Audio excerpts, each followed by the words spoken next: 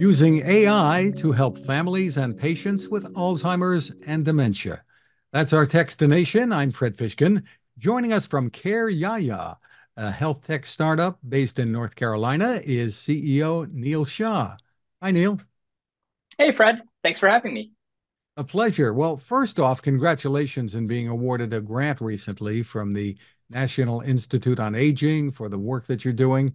Tell us more about your focus and how you're making use of AI. Sure. Yeah, great question, Fred. So, we are predominantly helping people who are elders suffering from neurological disorders, dementia, Alzheimer's, Parkinson's, even recovering from stroke. And we're realizing, our initial AI innovation was a AI-powered marketplace that would dynamically match these folks with caregivers nearby in their community. So we built that product, and then as we built that product, we realized that was just the first inning. There was so much other technology you could bring into the care sessions to really revolutionize and transform the way care is being done in this country. Care for many people with neurological disorders just ends up being safety related, companion related. But there isn't a lot of like therapeutic activity related things that traditional care companies are doing. So we thought, okay, this is an open field. To kind of give you a longer answer on that, our initial AI-powered care marketplace was connecting elders who need care at home with college students who are going to the healthcare field to do the care. Think about your doctors and nurses and physician assistants of tomorrow. So we built that out here very locally in North Carolina. And then in the last like 6 months or so, it's rapidly spread around the country. We now have over 12,000 students at 30 plus universities doing care in their communities. And this inspired the next wave of AI innovation for us, which was, okay, all of these students are today's 20-year-olds at top universities. They're digitally native, very tech savvy population. How can we arm them with AI powered tools to improve the care experience? So to the grant that you mentioned, that grant is focused on AI powered dementia care training. That's one big gap we see in the market. Whether it's for student caregivers who are trying to help somebody in their community with dementia, they don't have 100 hours to take a certified nurse aid course and pay $1,000 for that type of curriculum, but they're nice people and they want to help people in their community. So how do we build something for them? And similarly for the family caregiver, if you kind of think about, there are 10 million family caregivers right now in America that are taking care of somebody with dementia, whether it's an aging parent or a spouse. And, these 10 million people, most of them aren't doctors and nurses. They're middle-aged people who are doing something else who suddenly find themselves in the role of a caregiver. And, to add insult to injury, when that happens, the healthcare system doesn't have a solution for them. How do you learn how to become a caregiver? It's like, oh, go take a certified nurse aid class and, spend $1,000 and take 100 hours of videos or in-person training. So we thought, the app that we got this grant from NIH and Johns Hopkins was to build what they call Duolingo. I don't know if you're familiar with that language learning app, Duolingo of dementia care training. How do we use modern methods, personalization, AI to kind of help figure out where your skill level is currently, AI to help figure out what is the need of the person you're caring for, and then deliver you bite-sized micro-learning modules so you can quickly and conveniently get the upskilling that you need without sitting through hours and hours of coursework, which may not be relevant to your specific immediate care need. So that's kind of the first innovation. We were surprised. No one in the market is doing anything like that. And the social impact could be profound, both on training our own student workforce of thousands of students, as well as just on millions of family caregivers out there. And you're also working to improve the tech literacy among these older adults, sometimes patients. Yes, yeah. So that's another, I wrote a big article on this because I think a lot of people are like missing an interesting thing that's happening is that within healthcare technology, the pace of digital health innovation is skyrocketing. Like there's everything from, continuous glucose monitoring, which has obviously now been out there for, 5+ years, to smart inhalers for management of chronic conditions like COPD, to a lot of even like tools like we're developing for dementia, Alzheimer's, tools we've developed for Parkinson's. Other people are developing tools using AI and like, kind of modern digital health technology for Parkinson's. And, what we find is the biggest gap right now is a lot of tools can help with chronic disease management and improving outcomes. But the population that has the highest prevalence of chronic disease is the above 65 population.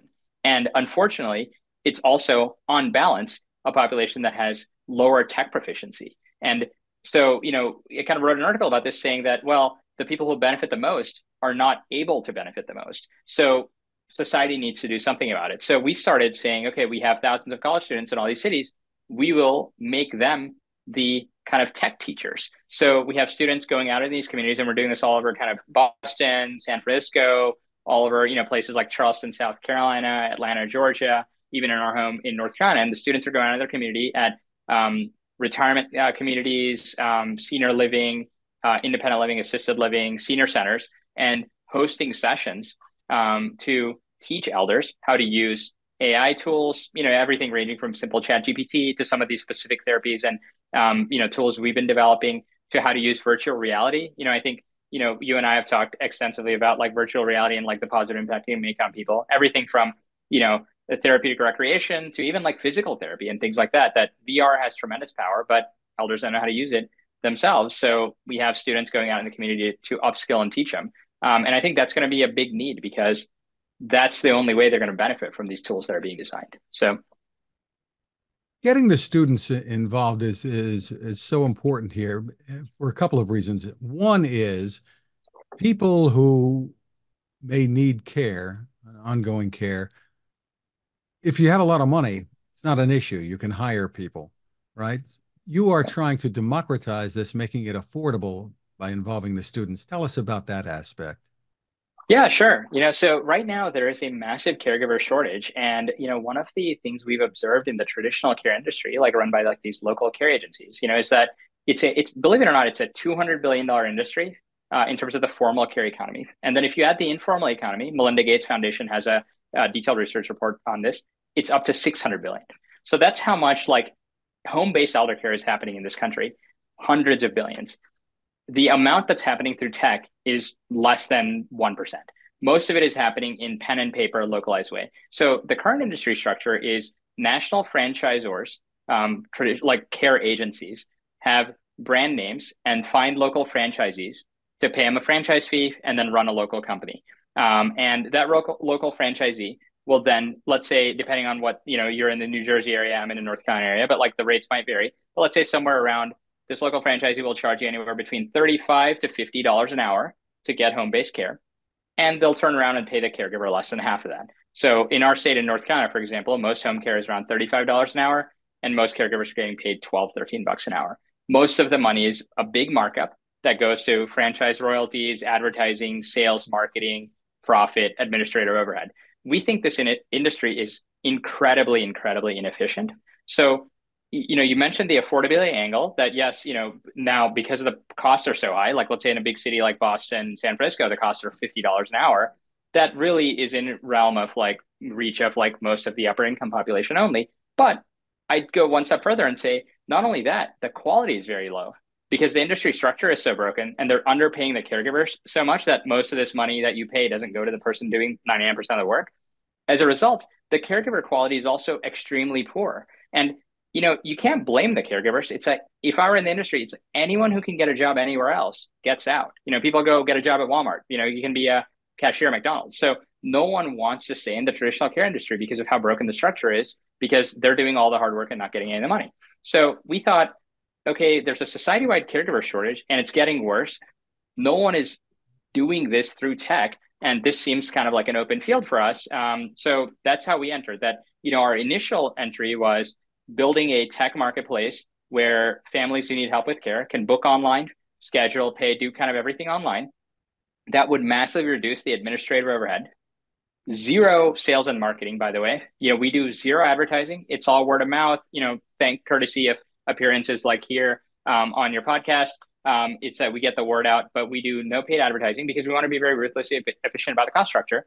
And then we turn around and allow people to book on this marketplace with zero markups, no fees, no add-ons, and literally all the money goes to the student caregiver. So in most markets, we are operating CareYaYa at $15 to $20 an hour total cost of care, which is traditionally half of the care industry cost. And then on top of that, because we created this gig-based marketplace, we found there was an amazing pool of caregivers hiding in plain sight, which are today's best and brightest college students, people who want to become doctors, nurses, physician assistants, et cetera. they are not engaged by the care industry. We've done surveys here at Duke University. If you have a senior who's a 3.9 GPA who's going to med school next year, applies to 10 care jobs, will get rejected by all of them because the care companies only want people who can do 40 hours a week. They're really profit maximizing for clients and families, or sorry, for caregivers and families who get a lot of care. So they don't want to operate in the gig economy. So we're like, okay, these caregivers are going to be awesome. They're going to be inherently very motivated, not just for the money, but for the work experience, towards as a future pathway to graduate school. So we are unlocking these by the thousands. We now have over 12,000 students on it. For example, in the Boston area, I mean, it's a no-brainer. You can pay a local care company $50 an hour, and they'll send you somebody who is making a minimum wage, who likely is uneducated and may not even want to be there. Or you can pay $20 an hour and get a Harvard pre-med student to come help you. I mean, I think it's a no-brainer, from a consumer choice perspective. So while the initial innovation was meant to democratize access and expand access to kind of lower cost of care for people who are priced out, I also think people who could afford traditional care industry are still choosing to use this just because the care is better. And the students are just so much more inherently motivated. And everybody likes to save money. That said, there are limitations as to what kinds of duties the caregivers, the students are performing or can perform, right? Yes, great question. So the limitation is companion care only. So they're not doing any level of clinical care. They're not doing help with bathing, showering. They're not, able to kind of give insulin injections, anything like that. But interestingly, we learned this. So we were chosen by the AARP Age Tech Collaborative as, one of the top caregiving innovations in America last year. And we went through this accelerator program. So they gave us access to a lot of research that AARP does. And one of the interesting statistics is that of the care needs, cumulatively, like the cumulative number of hours of care people need above 65, 61% of the care need is companion only. So it's the biggest care market is companion level care. Of course, the more skilled care is a big market and people do need a lot of that. For now, we can't address that. But the companion level care, people are paying an arm and a leg to get that. And, we can really deliver a better product cheaper and more conveniently for people. So, but yes, for now, it's companion only. You and I met through our mutual friend, the great Mary Furlong, who I do Yeah. regular podcasts with as well. What's Next? Living Longer, Better, Smarter. Yes. What is your background and your motivation for doing this? Sure. Yeah, great question. My background is actually kind of non-traditional and unique. I fell into caregiving in my mid-30s because I became a caregiver. But prior to this, my quick summary of background is, I grew up in North Carolina, went to school at the University of Pennsylvania, and really wanted to work in business and finance. So right afterwards, I found myself working on Wall Street. After college, I did investment banking at Credit Suisse First Boston, and then very quickly got into the world of private equity and hedge funds. By the time I was 27, I became a partner at a multi-billion-dollar fund where I was running a portfolio of investments, and had a pretty good track record of investing in different industries, including healthcare and technology. And then by the time I was 31, one of the investors of that fund backed me to start my own fund. So I started that with 10 million. And then by the time I was 35, I was running 250 million of capital, investing across healthcare, technology, and other industries, public and private. And was managing capital for family offices, charitable foundations, and university endowments. Unfortunately, starting in my early 30s, I found myself in caregiving, first secondhand, as my grandfather came down with dementia, kidney failure, cancer, and then end of life care in like a very quick succession. And the caregiving responsibilities, my family took on. And there was my first foray into learning how broken the home care system was. We tried to get external care help because both my parents were working, I was working, and it was really hard to manage the care. And ultimately, my mom had to drop out of the workforce to take care of him full time because we just felt so guilty about the care options that were available to us. And unfortunately, after he passed, my mother could not re-enter the workforce because she'd taken, a bunch of time off. So I noticed that firsthand, and I was still running my fund. So I spent then a year or two researching, okay, there's got to be ways to kind of find companies that are doing cool things here, innovating, given how big the market size is. So I became kind of obsessed with the topic. And then at that point, at the peak of my fund management career, my wife became severely ill and I became her primary caregiver. That was initially thought was going to last a few months. It turned out to last over 3 years. Bouts of cancer, failed therapies, multiple surgeries. At one point, was in a medical coma for a month. So I kept taking sabbaticals from my work to manage her care. And that was like a really firsthand experience where when you can't get good care help and you try to get help and you see low quality, and affordability wasn't even an issue. I would have paid anything. But the quality of the care help wasn't good. You end up feeling really guilty. And, you end up saying, okay, I can do it myself, because it will affect the outcome. So I ended up taking a bunch of sabbaticals from my work and ultimately wound down my fund to be her caregiver full time. Had to move back home to North Carolina to just get help from my family because even me doing it full time, I couldn't do it alone. And then at that point, just, thankfully, knock on wood, after multiple years, she finally had a successful outcome and now has been in remission, for 3 years. And at that point, I became obsessed with care.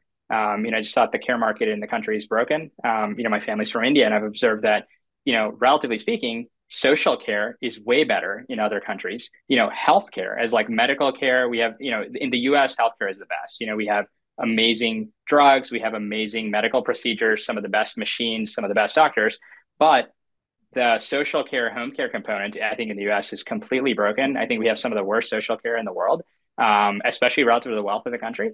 And I think there's no innovation going on, so I just became absolutely obsessed with it. And all those years of dealing with family members' care kind of woke me up to how many 50 plus million Americans are in a situation where they're caring for an aging parent, a seriously ill spouse, even a child with special needs. You see these people all the time when you're kind of like going to hospitals, when you're sitting in ICU, when your own loved one is sick, when you're going to chemotherapy appointments, when you're going to radiation. And you just realize like what's going to happen to these people at home, who's helping. And yeah, so I think it's both a personal passion, and then also just kind of like an observation of like how big the opportunity is and how many people are going through this. Wow. Well, I'm so glad to hear that your wife is doing better. And this is an issue that Thanks. affects, I think, all of us at one time Yeah, or another, if yeah, you live long enough. So exactly. tell us about some of the latest innovation in AI that you're seeing today that maybe you're working with that people are Sure. going to find exciting. Yeah, yeah. I mean, I think some of the coolest innovations we're seeing are around like therapeutics. Like I think that there is an emerging field of like digital therapeutics, which therapeutics has a loosely defined. It doesn't mean a drug. But things that can improve quality of life, improve mental health, improve cognitive health, and hopefully even potentially improve physical health. For these populations. So we focus a lot on neurological care because that's where we see a big gap. So people with dementia, Alzheimer's, Parkinson's, recovering from stroke, et cetera. And I'll tell you, like some of the cool AI things we've been doing are there's like a fairly simple AI tool that we built in a matter of like a few months, but basically art therapy. So that's a therapeutic activity that a lot of people are doing who historically have had like let's say Alzheimer's, dementia, Parkinson's, and somebody would guide you in creating art. And people find that very relaxing. Oftentimes, it's helpful for people's motor skills and motor skill redevelopment. It's great for mental health, especially when you're kind of in these neurodegenerative disorders. It's a great way to express, kind of what you're feeling. Oftentimes, express pain levels, express, emotions, things you're thinking about as you lose other communication abilities. But there's a shortage of art therapists, and we realize that kind of across the board. Even a lot of people are on hospice, and there's a shortage of art therapists for people who are literally at end of life trying to wait to get art therapy and can't get it. So we developed a AI-powered art therapy tool, which simply can be done on a touchscreen laptop or an iPad. Let's say an initial test case there was a 90-year-old lady with Parkinson's, and she has reasonably severe tremors, but she used to love to create art, and finds it very calming and therapeutic. So basically, she could draw. Assisted by a student or somebody nearby who would just type in kind of like what she's trying to draw, and then she would draw on the iPad. And whatever outlines or shapes she draws, generative art AI would just fill in the gaps and make like a cool looking kind of rendition. Like to me and you, this might be like kind of like simple. Like I played around with this tool and it's like, yeah, fun. But after a few minutes, you're kind of like, you get bored. But it's because we have the luxury of like, we can, draw like very intricate things by ourselves. To people like Mary, this is a home run, in terms of like, there's a act of creation that now she can participate in. And we've noticed, her whole family has been like, she's just way more lively, way more animated, looking forward to using these types of tools. So we've now rolled that out and we've done kind of like art therapy for tons of people with dementia, Parkinson's, Alzheimer's, even recovering from stroke, and happening in kind of one-on-one care settings. We've just allowed a bunch of senior centers, assisted living communities to use the tool. And yeah, I mean, it's just awesome to see the impact. So that's kind of like where I think there's like a relatively straightforward innovation that doesn't take years and years of research, but has a massive social impact. On the other complete end of the spectrum is something that we've been prototyping, which I think has a ton of potential, but is also like a ton of work. And this is basically reading your mind. So we've been messing around with a lot of neurotech devices, what they would call like brain-computer interface, and trying to decode the thoughts of people with dementia, people post-stroke, people with more advanced Parkinson's who've lost the ability to verbally communicate. If you kind of think about like the way the brain structure works, and I think a lot of people misunderstand in neurological care that it's not that the person doesn't have complexity of thought anymore. It's that the link between the part of your brain where you're thinking, your thoughts, desires, actions you want to take, that compared to you being able to use the part of your brain that is able to verbalize them and get them out of your mouth or write them down, those links become severed or weaker. So now you're just trapped in your own mind. So we developed a tool using neurotech devices like brain computer interface, like Muse headband, which is clinically validated, to then build basically AI and machine learning algorithms to be able to train the models and then guess at what you're thinking about. And the power of that is enormous because a lot of these people end up getting agitated because they can't communicate what they want to do. Like, let's say if you want to eat lunch versus if you want to go to the bathroom versus you want to put a sweater on because you're cold. Like within things like dementia, that ends up becoming a big source of agitation where you can't get the word out. Your caregiver, whether it's your family member or a paid caregiver, is just sitting there guessing, what do you want? And then you can't say what you want. So they guess wrong and they bring you lunch when you really want to go to the bathroom. And then it becomes kind of like you get more agitated and the caregiver wonders, why are you agitated? So, creating ways for people who are not able to communicate to then be able to communicate again could be a game changer. So the inspiration of that innovation was we'd seen a couple of big research projects come out of there was a paper out of China, the Tencent AI labs, and Tsinghua University put this out. It's called Dream Diffusion, where they were using traditional EEG machines to be able to decode thoughts and turn thoughts into words and images of what the person wanted to do. And they open sourced the code on GitHub, which is like just awesome public service. So then you could kind of build off that. Then a few months later, so this came out in like July last year. Then a few months later, Meta, also known as Facebook, out of California, they put out Meta AI Labs, put out a huge research paper on using magnetoencephalography, so MEG, which is like very expensive technology. It's like $2 million per machine. And they're able to real time decode thoughts into full images of what the person's thinking about. So like huge applications, but very expensive. The Tencent lab in China, their application was on $100,000 EEG machines. The Meta application was on $2 million MEG machines. So we were like, okay, well, we can build off this, but this isn't going to help anyone because it's way too expensive. It's going to either help only super rich people or be happening at labs. But we're like, how can we help people at home? So we started spending a lot of time looking at this and realized mobile EEG devices have now been effectively consumerized. And Muse out of Canada is probably the leader in this, but they've consumerized it to the point where you can buy and I don't have this here, I have it actually in my other office, but there's a small thin headband you can put on your head that you can buy for $300 online that has 7 electrodes and it can read brainwaves. And it's been clinically validated. People are using it for meditation and kind of stress relief and management of mood.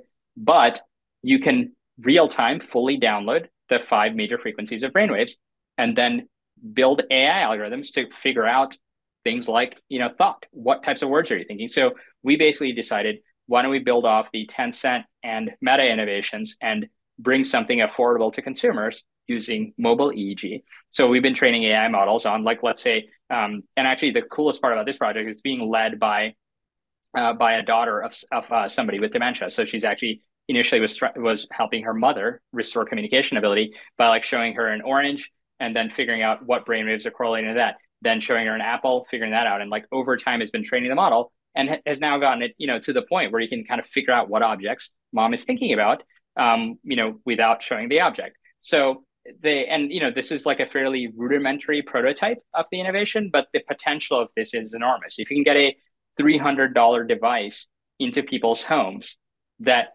helps non-communicative people be able to communicate even directionally of like the intent of what they want to do, it could be a game changer for dementia care, any neurologic care, stroke care, Parkinson's care, et cetera. So that's like on the cutting edge of AI innovation, but that's also like a ton of hard work between here and there. Very exciting. Turning thoughts into communication. Exactly. Without Exactly. without the invasiveness of, say, what Elon Musk is doing with Neuralink, right? Yeah. Yes. I mean, I think that the chip implant thing, it freaks me out a little bit. I mean, I think that, there is application there also for similar, but I think there's way greater risks. I think with a non-invasive device on your head with electrodes, I mean, it's like the least risky way to do it. But yes, you're right. That's one of the big, I think, consumer benefits is there's ways to do it non-invasively. Well, congratulations on so much innovation that's taking place there. Where can people go for more Thanks. information? Thanks. Yeah, you can always visit us at careYaYa.org. It's www.careYaya.org. And also, you can connect with us on LinkedIn. I'm reasonably active on LinkedIn. So it's Neal, Neal, and then my middle initial K, and then last name Shah, Shah, and at CareYaYa Health Technologies. But we love to hear from people. We're always looking for people to collaborate with. So if there are neurologists and practitioners in the field that have ideas and want to collaborate with us on any of these innovations, if there's senior centers, assisted living communities, that want to collaborate to bring this to people, and then also just if there's people out there listening who are going through care needs within their own family, and you want help with care, we have now expanded to over 30 something cities, and we're rapidly growing all across America. So if you want us to bring CareYaYa into your area, and there's a reasonably sized university nearby, we'd be happy to build because we think we can help a lot of people. Just terrific. Neal Shah, thank you so much for spending time with us. Great. Yeah, Fred, thanks so much for having me. I really appreciate the opportunity.